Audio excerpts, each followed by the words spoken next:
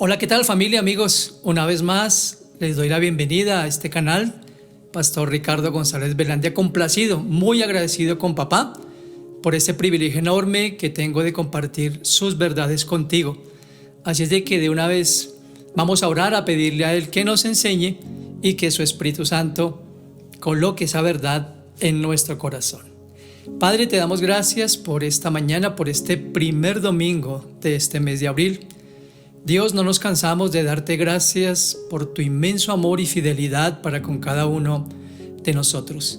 Qué enorme privilegio es el que nos has dado de llamarte Padre y de poder, juntamente con todos los creyentes, reposar en tus verdades, en tus promesas, Señor, que nunca cambian y que son para siempre. Yo te ruego por aquellas personas que tal vez están pasando por algún momento de dificultad, de prueba, de lucha, para que en ti y en tu palabra puedan encontrar ese solaz, ese consuelo, esa esperanza, Dios mío, que solamente en ti podemos encontrar.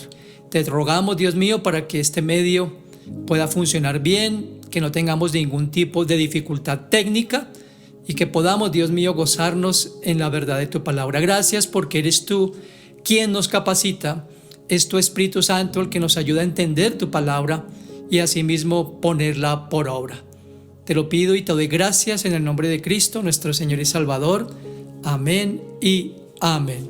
Bien, hoy estamos retomando nuestro estudio del Sermón del Monte en ese primer capítulo de Mateo, quiero decir capítulo 5. Recordarán que el Sermón del Monte está agrupado del capítulo 5 al 7 del Evangelio de Mateo. Y venimos estudiando juntos las bienaventuranzas que Jesús enseñó en este precioso Sermón del Monte. Hoy veremos la sexta bienaventuranza. Ubícate de una vez conmigo en el Evangelio de Mateo, capítulo 5, versículo 8 de esta sección. Mateo 5, versículo 8. En la versión Reina Valera 60 nos dice la palabra del Señor: bienaventurados los de limpio corazón, porque ellos verán a Dios. Este mismo pasaje o versículo en la versión Palabra de Dios para Todos dice: afortunados los que tienen corazón puro, porque ellos verán a Dios.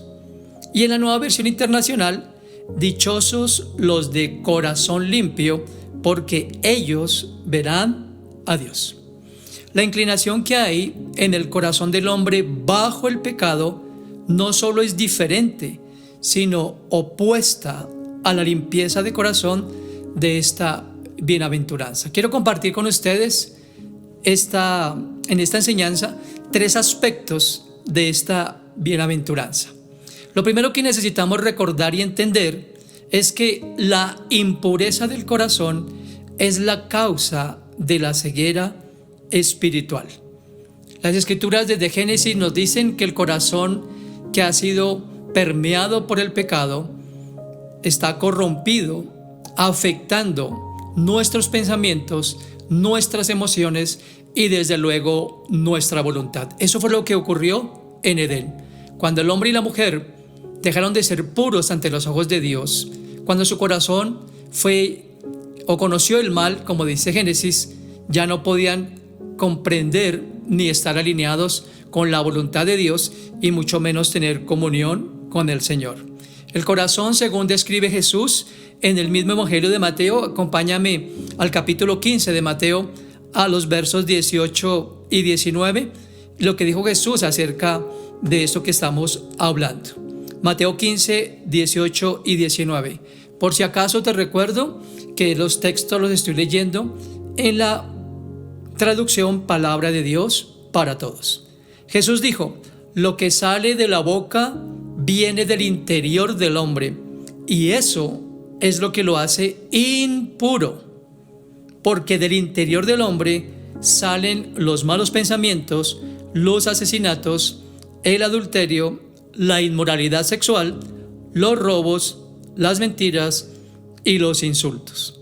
Esta fue la condición que Dios vio en el corazón del hombre antes de enviar un diluvio a la tierra. Recordemos juntos el pasaje que está en Génesis capítulo 6 de los versículos 5 al 7. el Señor vio que era demasiada la maldad del hombre en la tierra y que éste siempre estaba pensando en hacer lo malo. Y le pesó haber hecho al hombre. Con mucho dolor dijo: voy a borrar de la tierra al hombre que he creado. El apóstol Pablo también fue categórico al afirmar, inspirado por el Espíritu Santo: cuando alguien se deja controlar por su mentalidad humana, está en contra de Dios y se niega a obedecer la ley de Dios. Escucha lo que dice ese versículo. De hecho, no es capaz de obedecerla. Los que tienen la mentalidad humana no pueden agradar a Dios. Esto está en el libro de Romanos, en la carta de Pablo a los Romanos, en el capítulo 8, versículo 7, y lo he leído en la misma versión. La mentalidad humana aquí se refiere a la naturaleza del pecado. La persona sin Dios vive con la mente puesta en el pecado, lo que incluye toda intención que no se somete a la voluntad de Dios ni le reconoce como Señor. La tendencia, la inclinación de un corazón que no ha sido renovado, que no ha sido transformado, que no ha tenido un encuentro personal con Cristo, es el dominio de las pasiones. Esas pasiones que en el interior luchan en nosotros cuando no tenemos al Señor. Es como ese mal revuelto que nunca está quieto y que permanentemente nos lleva a tener pensamientos desordenados y un corazón muy pero muy alejado de Dios. El apóstol Santiago habla de las pasiones que combaten en nuestros miembros, según escribió en su carta en el capítulo 4, mientras que el profeta Jeremías declara: no hay nada más engañoso que el corazón, no tiene remedio. ¿Quién lo entiende? Esto está en Jeremías capítulo 17, versículo 9. Tristemente, incluso ya habiendo conocido el amor de Dios en Cristo, seguimos luchando con esa naturaleza, con esa tendencia, tendencia a el pecado. No es que nuestro corazón no haya sido renovado, pero todavía tenemos en nosotros esa misma condición, como lo he expresado y lo he compartido en otras enseñanzas, hablando de esa naturaleza que está en nosotros. Dios, por medio del profeta Isaías, denunció la hipocresía de ese tiempo en el que se escribió 600 años antes de Cristo la profecía de Isaías. En el capítulo 29, versículo 13, dice Dios por medio del profeta: el Señor dice: este pueblo viene a mí con palabras y me honra de labios para afuera, pero su corazón está lejos de mí. El culto que me rinden consiste en normas humanas repetidas de memoria. 600 años después, Jesús citó estas mismas palabras apuntando a la misma conducta de los líderes religiosos de su época. Acompáñame ahí en Mateo capítulo 23, en los versos 25 al 28. Voy a darte unos segunditos para que busques este pasaje, Mateo 23, del 25 al 28. Y Jesús, señalando precisamente la hipocresía y la religión o la piedad externa de los religiosos, dijo lo siguiente: pobres de ustedes, maestros de la ley y fariseos hipócritas. Ustedes son como los vasos y los tazones que se lavan solo por fuera. Por dentro siguen llenos de codicia y egoísmo. Fariseos ciegos, limpien el vaso primero por dentro para que quede limpio por dentro y por fuera. En el verso 27 dice: pobres de ustedes, maestros de la ley y fariseos hipócritas, ustedes son como los sepulcros pintados de blanco. Se ven muy bonitos por fuera, pero por dentro están llenos de huesos de muertos y toda clase de suciedad. Lo mismo pasa con ustedes, parecen buenos, pero por dentro están llenos de hipocresía y de maldad. El hipócrita tiene el corazón de alguien que no es creyente, pero desea ser visto como justo, según las palabras de Cristo en este pasaje de Mateo. El hipócrita aborrece a Dios en su corazón, ya que ama la maldad en lo íntimo, pero desea ser contado dentro del pueblo de Dios. Es absolutamente cierto que este tipo de personas nunca verán a Dios, desde luego mientras mantengan su condición. Esta persona es tan ciega que no puede ver absolutamente nada aparte de la verdad que en su corazón caído él cree que es la única. Él no puede verse a sí mismo porque se está viendo precisamente frente al espejo del mundo y no frente a la palabra de Dios. Démonos cuenta entonces en este primer aspecto que el corazón que no ha sido renovado, no le es posible tener un corazón puro. Nosotros nacimos en pecado, nacimos con una conducta pecaminosa, nacimos con la tendencia a hacer lo malo, a hacer todo lo contrario a lo que es puro, bueno y de buen nombre, como dice Pablo en su carta a los Filipenses. ¿Se da cuenta por qué nosotros no podíamos pensar antes en lo bueno, puro, noble, de buen nombre, lo que glorifica a Dios, lo que satisface a Dios, lo que honra el nombre de Dios? Porque nuestro corazón caído no puede pensar algo distinto a esa condición. Así es de que es importante que examinemos nuestro corazón, y yo confío y espero desde luego que hayamos hecho una profesión de fe tan clara, tan sincera, tan genuina, como lo veremos enseguida, para poder tener un corazón limpio delante de Dios. Aclaro de una vez antes de seguir en este mensaje: no quiere decir que seamos perfectos o que no vayamos a volver a caer en pecado, porque como ya lo expliqué, todavía tenemos una simiente que batalla dentro de nuestro corazón, que nos lleva a pensar cosas que no debemos, pero ahí tenemos ustedes y yo los recursos del Señor, de la oración, de escuchar la voz del Espíritu Santo y pedirle que nos ayude a no dejarnos dominar de esas todavía concupiscencias, como dice Santiago en su carta, y más bien tener la mirada puesta en Dios. El segundo aspecto de este mensaje es que los puros de corazón han reconocido su impureza. Esto es crucial, esto es importante, esto es vital. Para poder ser limpios, nosotros debemos reconocer primero que necesitamos de esa limpieza. Debemos reconocer nuestra maldad, debemos reconocer nuestra necesidad de Dios, debemos entender que solamente Él puede limpiar lo que hay en el corazón. Y recuerden que no estamos hablando del músculo, sino de esa parte intangible, de esa parte que está en nuestro interior, que está también asociada o ligada directamente a la parte espiritual, y que si no es renovada, cambiada, transformada, no podemos entonces seguir el camino de Cristo. En el Salmo 51 es un texto muy reconocido por la mayoría de nosotros y que he citado también en otras oportunidades. Miren lo que dice David en ese Salmo 51, en los versos 3 al 9. Ustedes conocen muy bien la historia, lo hemos tocado en muchísimas oportunidades, la forma en que David había procedido, cómo había caído en ese pecado de adulterio y posterior asesinato, y cómo aparentemente, sin haber sido descubierto, cómo es confrontado por el mismo Dios por medio del profeta Natán, diciéndole lo que había hecho. Entonces David hace esta confesión: reconozco que he sido rebelde, siempre tengo presente mi pecado. Pequé contra ti y solo contra ti, delante de ti hice lo que es malo. Por eso tu sentencia es justa y tu juicio es irreprochable.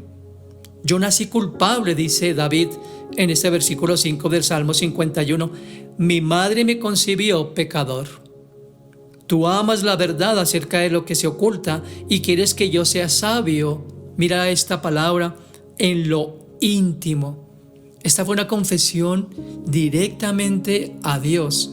No fue un religioso, no fue un sacerdote en esa época, sino directamente a Dios. Y mire lo que le pide David: purifícame con hisopo de olor agradable y quedaré limpio. Lávame y quedaré más blanco que la nieve. Hazme sentir felicidad y alegría, que se alegren los huesos que has quebrantado. Aparta tu vista de mis pecados y borra toda mi maldad. Esta es una confesión de corazón. No son tan solo palabras. Es algo que David ha reconocido. Se ha dado cuenta que su falta, si bien es cierto, fue contra personas, contra Betsabé y contra su esposo. Sin embargo, lo que más se había afectado era su relación con Dios. Él reconoció, como dice aquí, que había sido rebelde y que había pecado contra el cielo y contra Dios. Siempre que pecamos, siempre que enlodamos, que ensuciamos nuestro corazón con cualquier forma de pecado, lo primero que perdemos es nuestra comunión con Dios, el favor de Dios, esa gracia de Dios que, como decimos en lenguaje coloquial, respalda lo que hacemos. Todo lo contrario, cuando nosotros callamos nuestra culpa, cuando nosotros permanecemos con ese pecado inconfeso, desde luego no podemos decir que tenemos comunión con Dios, y desde luego no podemos ser limpios sin antes haber confesión. Aquí David en ese salmo suplica por misericordia. Si vamos al versículo 1 y 2 de ese Salmo 51, David le dice: ten compasión de mí, Dios mío, conforme a tu fiel amor, conforme a tu gran misericordia, borra mis rebeliones, lava todas mis culpas y límpiame de mi pecado. Noten que aquí David apela a esos preciosos atributos de Dios que son su misericordia. David sabía que no merecía esa misericordia porque había encubierto su pecado, pero sin embargo Dios lo confronta para que él haga un reconocimiento delante de él de su falta. Por eso dice: he pecado contra ti, y le pide esa piedad. Dice: conforme a la multitud de tus piedades. Esto es muy hermoso. Muchos, los que creemos de corazón en Dios, los que hemos depositado nuestra fe en Cristo, cuando cometemos un pecado, no es verdad que nos sentimos mal, no es verdad que nos avergonzamos delante de Dios, no es verdad que sentimos que no están las cosas bien. Hay algo que debemos confesar, hay algo que debemos reconocer para tener esa paz y esa tranquilidad en el corazón. Cuando estamos aterrorizados por la multitud de nuestros pecados, aquí vemos un consuelo maravilloso. Podemos apelar a la multitud de las piedades de nuestro Dios y Padre bueno. Dijo Charles Spurgeon: si nuestros pecados son en número como los cabellos de nuestra cabeza, las piedades de Dios son como las estrellas del cielo. Me encantó esa frase de Spurgeon. David usa entonces esas palabras o varias palabras para hablar de la bondad que necesitaba. La misericordia, que es la asistencia amorosa de Dios, el amor inagotable que continúa operando de acuerdo a la misericordia, y la compasión, que es la piedad que nos deja ver que Dios siente por nosotros, obviamente esa compasión. Dios siente por nosotros esa solidaridad, por decirlo así, no se me ocurrió otro término, por nuestra condición. Y lo único que desea, como ustedes recordarán, desde la primera conversación que tuvo con Adán y Eva, era simplemente el reconocimiento de su pecado, el reconocimiento de su falta, porque el corazón de nuestro Padre, amantísimo Padre, siempre está dispuesto a perdonar. La Biblia también está llena de estas promesas, que Él es el único que puede borrar nuestra rebelión, que Él es el único que puede, escúchame bien, borrar cualquier falta con su sangre. Dice David: lávame más y más de mi maldad. Así es de que para poder experimentar ese perdón, esa compasión y esa misericordia de Dios, debemos reconocer que hemos pecado contra Él y que nuestro corazón se ha afectado y por ende nuestra comunión con Dios. David usa entonces esas tres expresiones para reconocer su ofensa contra Dios. Rebelión, que que es la idea de cruzar una barrera. He cruzado una barrera que no debía cruzar. Maldad es perversión, es infringir la norma de Dios, y pecado, que es precisamente errar al blanco. Y en tercer lugar, los puros de corazón. Aquí está lo hermoso. Los puros de corazón verán a Dios. ¿En qué formas podemos ver a Dios, ustedes y yo? En dos formas. Primero, en la comunión diaria con Él. Citando de nuevo el Salmo 51, miren lo que David dijo en los versículos 10 al 12 y después el verso 17. Dios mío, después de la confesión que vimos en el verso 10 al 12, dice: Dios mío, crea en mí un corazón limpio. Una vez más quiero ser fiel en mi espíritu. No me alejes de ti, dice David, ni me quites tu Santo Espíritu. Hazme sentir de nuevo la alegría de tu salvación y que me sostenga tu Espíritu que me guía. Y en el verso 17 dice: los sacrificios a Dios son un espíritu quebrantado. Mira lo que dice: tú no despreciarás al de corazón humilde y arrepentido. Qué maravilloso es poder refugiarnos en esta misma promesa o en esta misma forma de confesión. Siempre que tú y yo, como lo dije hace un momento atrás, enlodemos, porque eso es lo que pasa. Cuando pecamos, enlodamos, dañamos, alteramos, afectamos nuestra comunión con Dios. Pero aquí dice David: crea un corazón limpio en mí. Una vez más, quiero ser fiel en mi espíritu. Seguramente eso se lo has dicho muchas veces. Yo se lo he dicho muchas veces a Dios. Cuando peco de cualquier forma contra Él, le digo: Dios, yo no quiero ofenderte, quiero ser fiel, quiero caminar de tu lado, quiero agradarte, quiero honrarte en mis palabras, en mis pensamientos, en mis acciones. Dice David: no te alejes de mí, no quites de mí tu Santo Espíritu. Desde luego, cuando nosotros hemos confiado en el Señor como nuestro Salvador, hemos de recordar que hemos sido sellados con el Espíritu Santo de la promesa, como dice Efesios capítulo 1, verso 13. Así es de que no se va a ir el Espíritu de Dios, no se va a alejar de nosotros. Si lo contristamos, si lo entristecemos con nuestra forma de pecado, cualquiera que ésta sea. Pero aquí David dice: deseo de sentir de nuevo la alegría de tu salvación y que tu Espíritu me guíe. Y luego afirma en el verso 17: lo único que tú quieres, lo digo a manera de paráfrasis, es un espíritu quebrantado, ya que tú no desprecias al de corazón humilde y arrepentido. Así es de que cuando confesamos con dolor, con tristeza, cualquier pecado que cometemos, entonces Dios escucha nuestra oración. Ese es el clamor de David. Él quiere retornar a esa comunión con Dios. Y qué lindo es experimentar esa tranquilidad, ¿verdad? Cuando tú y yo confesamos nuestros pecados de corazón, diciendo que hemos pecado contra Él, que sabemos que lo hemos entristecido y que lo lamentamos mucho, entonces Él vuelve a darnos esa alegría por medio de su Espíritu, porque sabemos que su sangre nos limpia de toda maldad, como lo vimos en el punto anterior. Todo lo que Dios quiere es eso: un espíritu quebrantado, un espíritu que reconozca, un espíritu que no desprecie la gracia, un espíritu humilde y arrepentido que reconozca su pecado.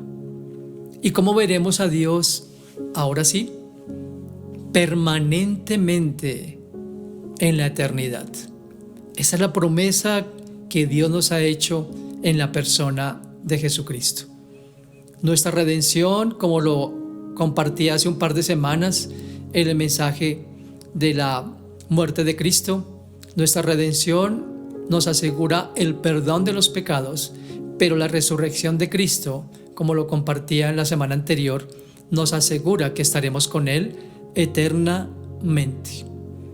Cuando hemos sido limpios en el corazón, podemos tener esa garantía en la eternidad. Mira el Salmo 73, por favor, Salmo 73. Vamos a leer el verso 1 y luego los versos 23 al 25. Mira lo que dice en esta versión Palabra de Dios para Todos, el Salmo 73. El verso 1 dice Asaf, este es el Salmo de Asaf: Dios es realmente bueno con Israel, bueno con los de corazón puro. Y en el verso 23 al 25, yo tengo todo lo que necesito. Estoy siempre a tu lado. Me llevas de la mano derecha. Tú me guías y me das consejo, y después me llevarás con honor. ¿A quién tengo yo en el cielo sino a ti? Si estoy contigo, no quiero nada más en la tierra. Qué hermoso pasaje, qué hermoso salmo de Asaf, donde comienza diciendo que Dios es bueno para con los de limpio o puro corazón. Y en Apocalipsis, lo que Juan escribió en el capítulo 22, del 1 al 5, esa visión que Juan tuvo el privilegio de observar, dice Apocalipsis 22, del 1 al 5, el ángel me mostró el río del agua que da vida. Era tan brillante como el cristal y salía del trono de Dios y del Cordero. Corría en medio de la calle de la ciudad. A cada lado del río estaba el árbol de la vida, que produce fruto cada mes, es decir, 12 veces al año.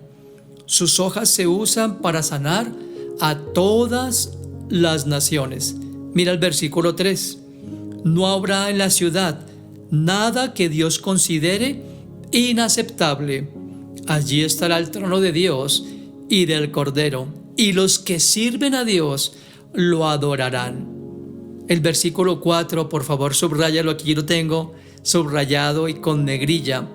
Verán su rostro y el nombre de Él estará en la frente de ellos. Nunca más se hará de noche, ni se necesitará la luz de una lámpara o del sol. El Señor Dios les dará su luz y reinarán para siempre. Yo digo amén a estas palabras que Juan escribió. Esta visión que Dios le dio el privilegio a Juan de observar es la promesa de lo que te espera a ti y a mí en la eternidad. Ese trono de Dios, viendo allí a Jesús, nuestro Cordero, ese Cordero que quitó el pecado de nosotros, ese Dios y Padre eterno, lleno de amor, de bondad, de fidelidad, de compasión, de misericordia, ahí delante de su trono, y dice que nosotros veremos su rostro y que su nombre estará en nuestra frente y que no necesitaremos ni siquiera de luz. Vale la pena entonces limpiar nuestro corazón. Vale la pena, como lo dice aquí Asaf, aguardar en la bondad de Dios, porque lo que Dios tiene para ti y para mí es algo para siempre. Así es de que, pensando en este mensaje de hoy, nosotros hoy podemos decir que somos limpios de labios y de corazón, porque hemos sido limpios por la sangre de Jesucristo. Y ahora que vamos a compartir la cena en este instante, quiero que recordemos juntos esa verdad. Tú y yo hemos sido limpios, no por nuestras obras, no por nada, como dijo Pablo en su carta a Tito, no por cosas buenas que hayamos hecho, sino por la abundante gracia, por el lavamiento y la regeneración de nuestro espíritu con la sangre de Cristo. Pero quiero mencionar, para compartir la cena, espero que tengas ahí listo el pan y el jugo, yo lo tengo aquí listo, un pasaje que está en el libro del profeta Ezequiel. Ezequiel capítulo 36, en los versos 25 al 27. Quiero, mientras ubicas el texto, recordarte que los que hemos sido, o los que podemos compartir de esta cena, de este pan y este jugo, que son tan solo símbolos, ya lo sabes, el pan y el jugo son símbolos de lo que Cristo ya llevó a cabo allá en Aposento Alto, como lo expliqué hace un par de semanas. ¿Quiénes podemos compartir la cena? Los que hemos reconocido a Cristo como nuestro único y suficiente Salvador, y los que hemos creído en sus promesas, y los que permanecemos por gracia en Él y en sus promesas. Ezequiel 36, 25 al 27. Dijo el Señor, esta es una promesa para Israel, era una promesa para la nación de Israel, pero también para nosotros. Derramaré agua pura sobre ustedes y serán limpios de todas sus impurezas. Qué precioso es esto. Dice el verso 26 de Ezequiel 36, les daré un corazón nuevo y les infundiré un nuevo espíritu. Les quitaré ese corazón de piedra y pondré uno de carne. Pondré mi espíritu en ti, lo haré para que vivas por mis leyes y para que obedezcas mis reglamentos. Qué hermoso es saber que esto que Dios prometió a Israel ya lo hizo contigo y conmigo. Cuando nosotros abrimos nuestro corazón y humildemente reconocimos nuestra necesidad de Cristo, nuestra necesidad de salvación, de redención, nuestro deseo de volver al seno del Padre por la obra de Cristo, entonces nuestro corazón es cambiado, es transformado, es renovado, y dice que tenemos un nuevo espíritu. El Espíritu de Dios está en ti y en mí. ¿No es una razón maravillosa para celebrar esta cena? Cristo está en nosotros, Dios está en nosotros, este cuerpo es su habitación, y ahora tenemos un corazón nuevo y un espíritu nuevo que clama, como dijo Jesús, eres mi Padre. Así es de que vamos a compartir juntos la cena, antes pidiéndole al Señor si de pronto hay algún pecado que no hayamos confesado, entendiendo que tenemos su espíritu y los efectos que el pecado trae sobre él, sobre nuestra relación con él, pero que mediante la confesión podemos ser limpios y podemos compartir con libertad, con alegría y sobre todo con gratitud esta obra de salvación. Gracias, Padre, por este mensaje del día de hoy. Gracias por recordarnos que la única forma de haber sido limpios nuestros corazones ha sido por la sangre de Jesucristo. Gracias porque aprendimos, Señor, según palabras de Juan en su primera epístola, Señor, que si nosotros confesamos nuestros pecados, que tú eres fiel y justo para perdonar nuestros pecados y limpiarnos de toda nuestra maldad. Señor, lamentamos mucho el ofenderte, lamentamos mucho cuando pecamos contra ti, bien sea en palabras, en pensamientos o en acciones.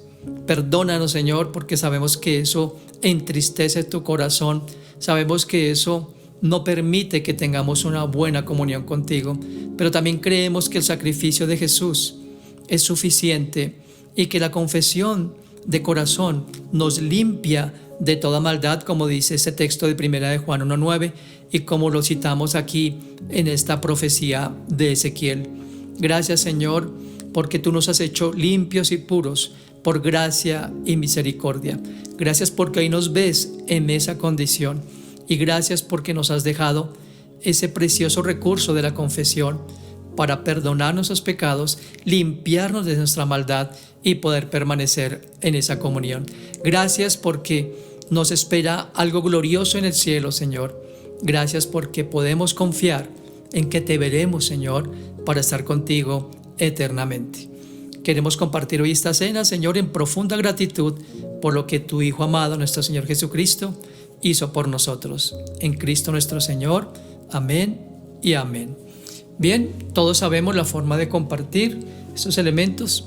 Recordemos que en la primera carta del apóstol Pablo a los Corintios, en el capítulo 11, Pablo instruye acerca de cómo compartir esta cena del Señor. Él dice: porque yo recibí del Señor lo mismo que les he enseñado, que la noche que Jesús iba a ser entregado tomó pan y lo repartió a sus discípulos y les dijo: este es el cuerpo que por ustedes es entregado. Este trozo de pan nos recuerda que Cristo entregó su cuerpo por ustedes y por mí y por toda la humanidad para el perdón de nuestros pecados. Comamos de este pan en acción de gracias.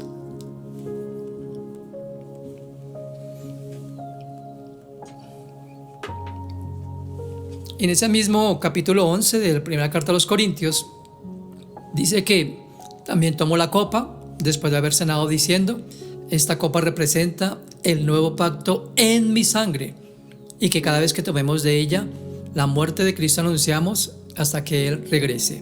Esta copa representa la sangre que Cristo derramó por ti y por mí para hacernos puros, limpios de todo pecado y maldad y poder tener comunión con papá. Tomemos del jugo en gratitud.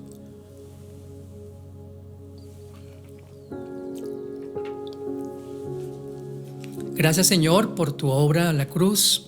Gracias porque hoy todos nosotros podemos compartir con libertad, con alegría y con profunda gratitud lo que has hecho por nosotros.